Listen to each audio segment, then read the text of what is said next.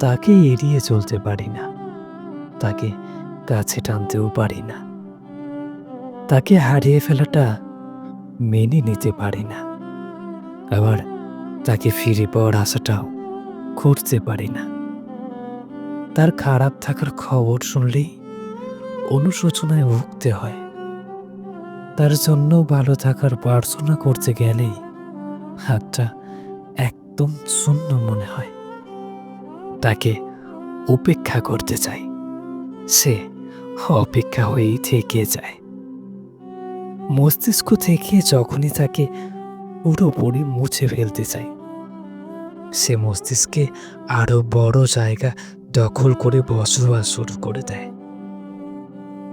তাকে যতবার ছেড়ে পালাতে চাই, তার ছায়া ততবার আমার সাথে সাথে চলে আসে। আমি চললে সেও চলে, আমি থামলে সেও থেমে যায়। তাকে তীব্র ঘৃণা করতে গিয়ে থমকে দাঁড়িয়েছি, তাকে অভিশাপ দিতে গিয়ে উচ্চারণ করার মতো সব ভাষা হারিয়েছি। তার প্রতি আক্ষেপ জমাতে গিয়ে আরো বেশি ভালোবাসা জন্ম দিয়েছি।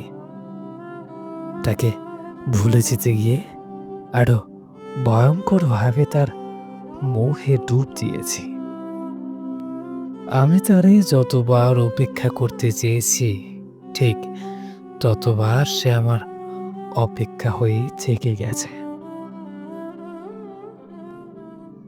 সত্যি যেটা শুনলাম, এমন ভালোবাসা এখন খুব কম দেখা যায়। হয়তো এই ভালোবাসাটা লেখাতেই সম্ভব, কিন্তু হয়তো বাস্তবেও সম্ভব। কিছু মানুষ আছে, যে মানুষগুলো এমন ভালোবাসা বাসে কিন্তু প্রকাশ্যে আসে না। তারা বাস্তবে এমন কথা কখনোই বলতে চায় না। যে লিখেছে তার নামটা আমি চেষ্টা করলাম খুঁজে বের করার, কিন্তু আমার সাধ্যে হলো না, চেষ্টাটা বিফলে গেল।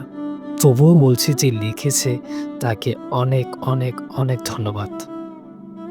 বেশি কথা বলবো না, তাহলে ভয়েসটা অনেক বড় হয়ে যাবে, গল্পটা অনেক বড় হয়ে যাবে। তাই শেষ কিছু কথা বলছি, যারা আমাকে এখনও ফলো বা সাবস্ক্রাইব করোনি তাদের বলছি, প্লিজ ফলো সাবস্ক্রাইব করে যাবে।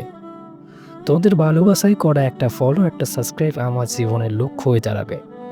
আর তোমাদের কমেন্ট পড়তে আমি অনেক ভালোবাসি, কমেন্ট অন্তত করে যাবে। দেখা হচ্ছে খুব শীঘ্রই পরবর্তী স্টোরিতে। ততক্ষণ পর্যন্ত ভালো থাকবেন, সুস্থ থাকবেন, নিজের যত্ন নেবেন।